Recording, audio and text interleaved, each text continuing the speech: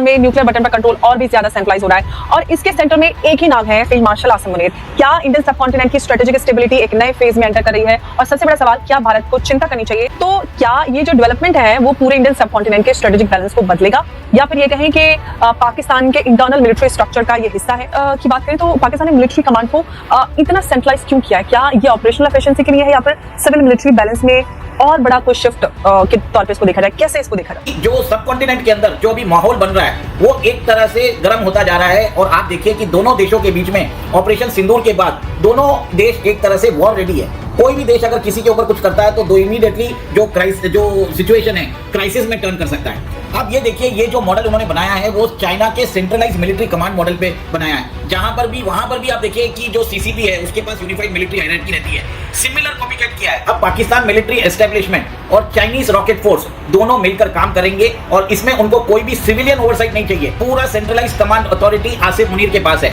मतलब आसिफ मुनीर जो है भारत को नेक्स्ट टाइम ऑपरेशन सिंदूर में डायरेक्टली ब्लैकमेल कर सकते हैं। अगर भारत ने अपने ब्रह्मोस यूज किए तो पाकिस्तान बोलेगा कि मैं अपने न्यूक्लियर वेपन्स भारत के ऊपर चला दूंगा। देखिए अमर जी, ये सब चीजें इसके लिए किया जाता है ताकि फ्यूचर वॉर के अंदर भारत को एक तरह से डराया जा सके, धमकाया जा सके और एक तरह से बेशर्मी से में न्यूक्लियर बटन पर कंट्रोल और भी ज्यादा सेंट्रलाइज हो रहा है और इसके सेंटर में एक ही नाम है, फील्ड मार्शल आसिम मुनीर। क्या इंडियन सबकॉन्टिनेंट की स्ट्रेटेजिक स्टेबिलिटी एक नए फेज में एंटर कर रही है? और सबसे बड़ा सवाल, क्या भारत को चिंता करनी चाहिए या सिर्फ अपनी डिफेंस स्ट्रेटजी को और मजबूत बनाना चाहिए? दोस्तों, न्यूक्लियर वेपन सिर्फ मिलिट्री एसेट्स नहीं होते हैं, ये डिफेंस, डिप्लोमेसी और ग्लोबल सिक्योरिटी का सबसे सेंसिटिव हिस्सा होते हैं। इसीलिए जब भी किसी न्यूक्लियर आर्म कंट्री के कमांड स्ट्रक्चर में बड़ा इंस्टीट्यूशनल बदलाव होता है तो उस पर सिर्फ पड़ोसी देश ही नहीं बल्कि पूरी दुनिया की नजर होती है। पाकिस्तान ने अपने डिफेंस फ्रेमवर्क में एक ऐसा बदलाव किया है जिसके बाद फील्ड मार्शल आसिम मुनीर की मिलिट्री अथॉरिटी और भी ज्यादा मजबूत हुई है।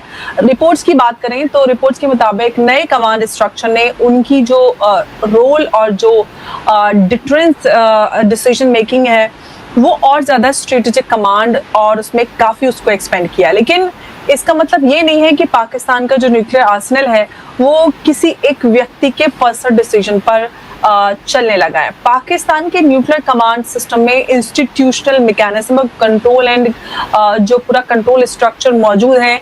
हालांकि उनके फ्रेमवर्क के की अगर हम बात करें तो उसको लेकर स्ट्रेटेजी एक्सपर्ट्स जो हैं वो अलग अलग असेसमेंट रखते हैं। ये पाकिस्तान का ऑफिशियल वो है, लेकिन जो एक्सपर्ट्स हैं उनकी अलग अलग राय है। तो क्या ये जो डेवलपमेंट है वो पूरे इंडियन सबकॉन्टिनेंट के स्ट्रेटेजिक बैलेंस को बदलेगा, या फिर ये कहें कि पाकिस्तान के इंटरनल मिलिट्री स्ट्रक्चर का ये हिस्सा है? तो दोस्तों, मैं एक बार फिर से आज आपके साथ बात करूंगी और समझेंगे न्यूक्लियर स्ट्रेटजी, मिलिट्री कमांड और इंडिया की नेशनल सिक्योरिटी की बात करेंगे और इस पर चर्चा करेंगे। चर्चा की शुरुआत करते हैं और एक बार फिर से हमारे साथ चर्चा में मौजूद है उमेश जी। बहुत स्वागत है आपका। जय हिंद, नमस्कार। जय सिया राम अंबर जी। जय सिया राम। उमेश जी, पाकिस्तान को लेकर बात करते हैं। पाकिस्तान के मिलिट्री स्ट्रक्चर में लगातार हमने बदलाव देखा है। आसिम मुनीर को फील्ड मार्शल बनाया गया, अब न्यूक्लियर कमांड सेंटर का पूरा सरबराह वो हैं। हालांकि पहले से ही इस तरह के अपडेट्स और जो उम्मीदें हैं जो एक्सपर्ट्स हैं वो जता रहे थे।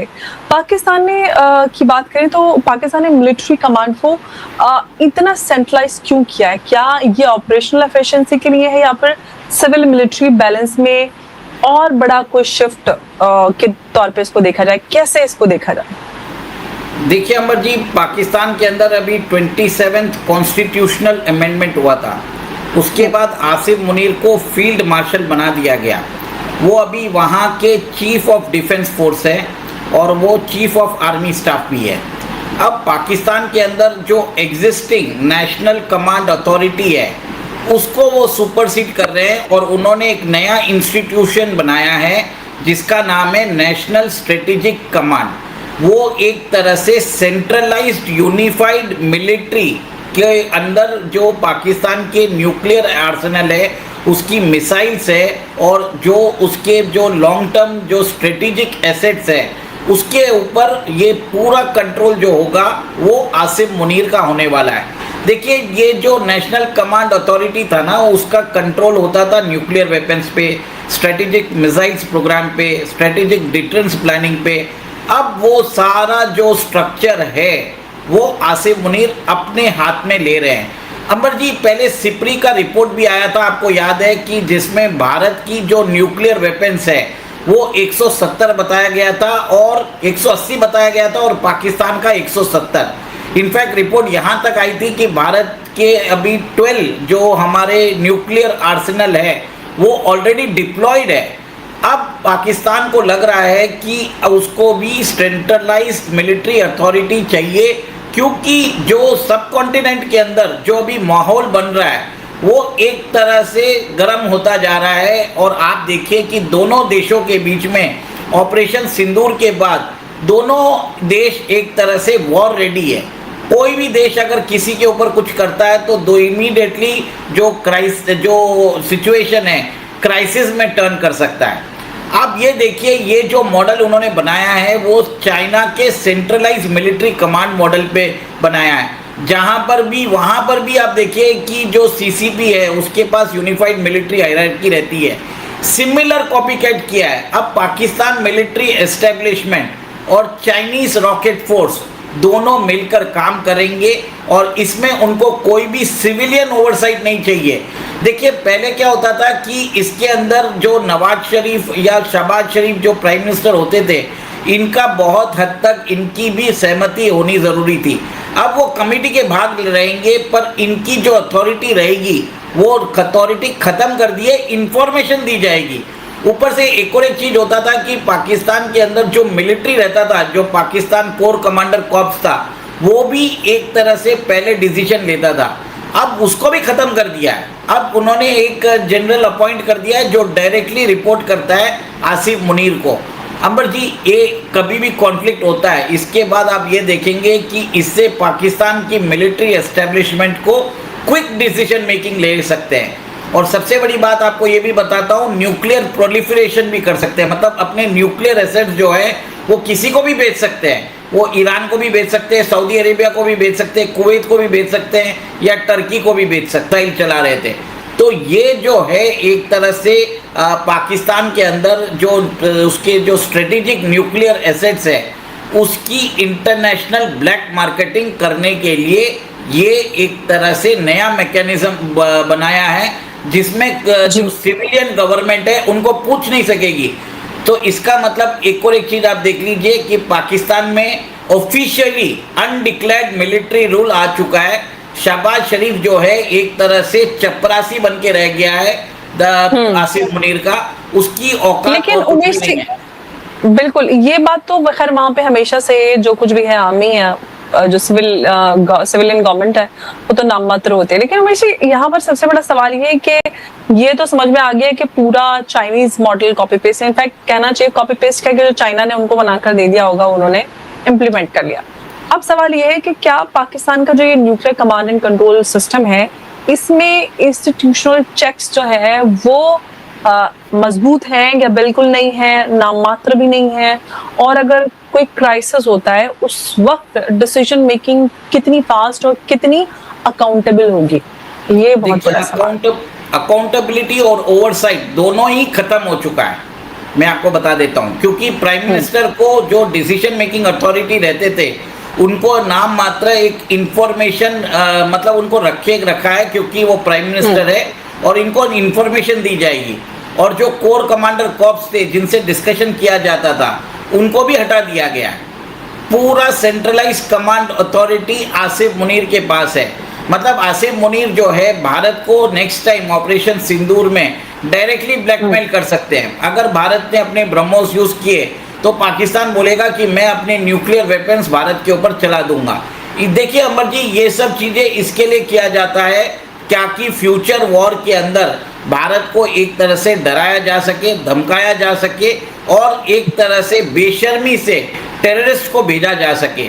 एक और एक चीज़ आप देखिए, पाकिस्तान के अंदर अभी सिचुएशन ऐसी खराब हो चुकी है कि बलूचिस्तान ने जो इंडिपेंडेंस डिक्लेयर कर दिया है, उन्होंने खुद की करेंसी बना दी है, उन्होंने खुद का नेशनल एंथम बना दिया है, नेशनल फ्लैग बना दिया है, यूएन के अंदर एप्लीकेशन दी है रिकग्निशन की।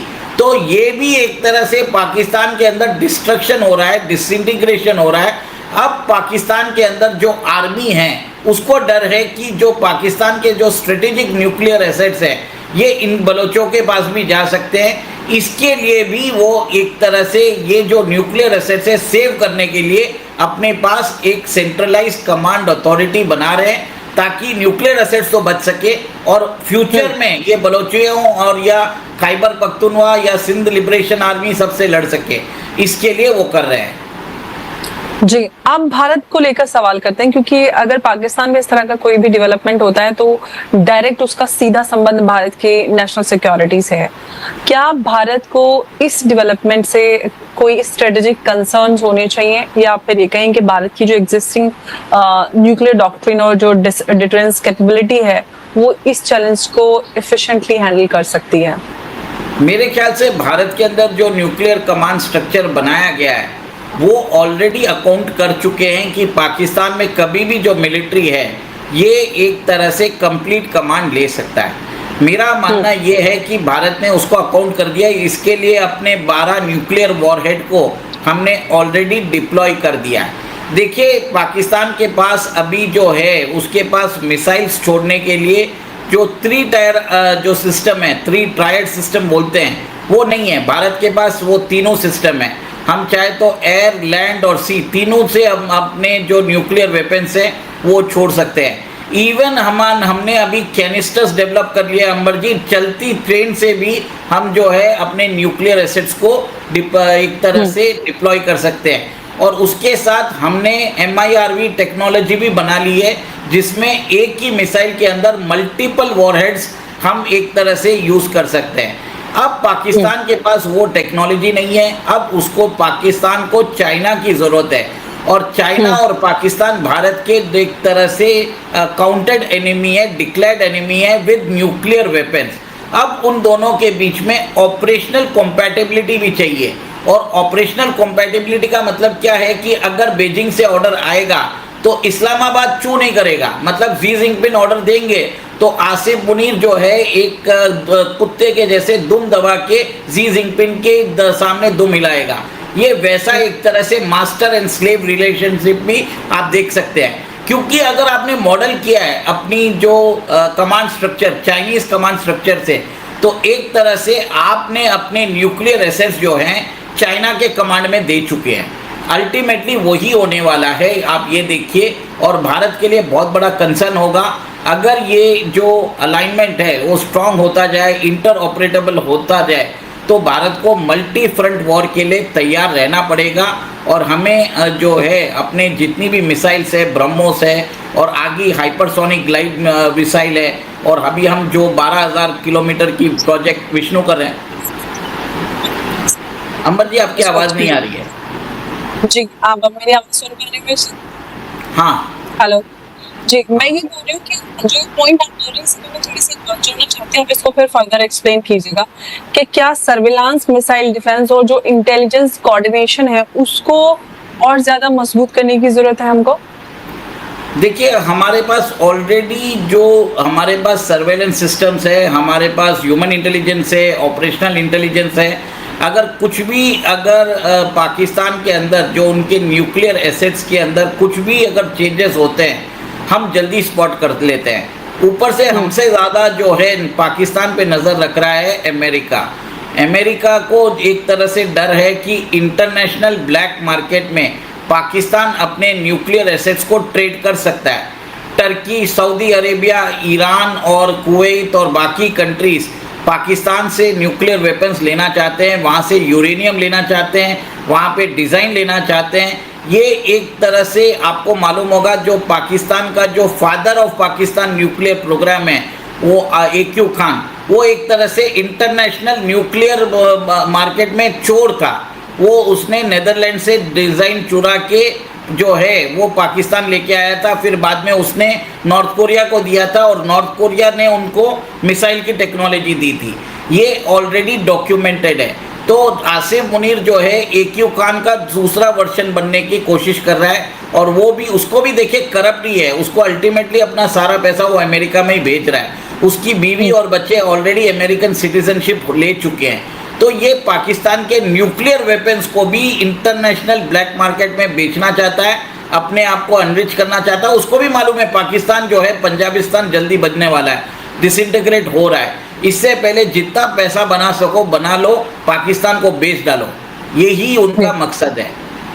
अच्छा, अगर हम ग्लोबल पावर्स की बात करते हैं जैसे कि अमेरिका, रशिया, चाइना, तो ऑफ कोर्स पाकिस्तान के साथ है ही, इस मेजर जो ये डेवलपमेंट है उसको पाकिस्तान के जो न्यूक्लियर कमांड स्ट्रक्चरिंग है इसको किस नज़रिए से देखेंगे या उनको देखना चाहिए? क्या इंटरनेशनल कम्युनिटी रीजनल जो स्टेबिलिटी है उसके लिए और ज़्यादा उनको प्रोएक्टिव डिप्लोमेसी बनाने की ज़रूरत है या करनी चाहिए या करेगी? देखिए, अभी अमेरिका के अंदर जो वहाँ के राष्ट्रपति हैं उन्हें ट्रम्प के अलावा कुछ समझ में नहीं आता। ट्रम्प डायनेस्टी के अलावा उन्होंने अमेरिकन इंटरेस्ट को भी मॉर्गेज करके रख दिया। अब वहाँ पर जो है उनकी सिक्योरिटी एजेंसी ज़रूर सारी मॉनिटर कर सकती है, पर आज पाकिस्तान जो है एक तरह से ट्रम्प का चहेता बना हुआ है, क्योंकि वो ट्रम्प के जो क्रिप्टो बिजनेस है उसको वहाँ पर रन कर रहा है। एक तरह से मनी लॉन्ड्रिंग का बिजनेस जो है वो ऑलरेडी रन कर रहा है पाकिस्तान, जिसका अल्टीमेट बेनिफिशियरी है डोनाल्ड ट्रम्प की फैमिली। अब यहाँ पर मैं आपको ये बोलता हूँ कि पाकिस्तान के जो न्यूक्लियर वेपन्स अगर इंटरनेशनल मार्केट में जाते हैं तो ये जो है डोनाल्ड ट्रम्प उसके ऊपर कुछ करने वाला नहीं है, उसको भी कोई मतलब नहीं है। पर अमेरिकन सिक्योरिटी एस्टेब्लिशमेंट जो है वो एक तरह से नेशनल इंटरेस्ट में, अपने नेशनल इंटरेस्ट में रहकर कुछ भी कर सकते हैं, और वो चाहें तो आज भी उन्होंने बताया जाता है कि 10,000 American forces are guarding Pakistan nuclear assets. नहीं तो अमेरिका उनको, आप देखिए, हमेशा पैसे नहीं देगा। इसलिए थोड़े दिन पहले पाकिस्तान ने बोला कि हमें $10 बिलियन दो, हमारा जो एक्सचेंज रेट है, एक्सचेंज जो हमारा जो फंड्स है उसको स्टेबलाइज करने की ज़रूरत है। तो ये चीज़ आप ये देखिए, पाकिस्तान ब्लैकमेल कर रहा है अमेरिका को। अब अमेरिका को देखना पड़ेगा कि पाकिस्तान उसको डबल क्रॉस तो नहीं कर रहा है, जैसे ओसामा बिन लादेन को उन्होंने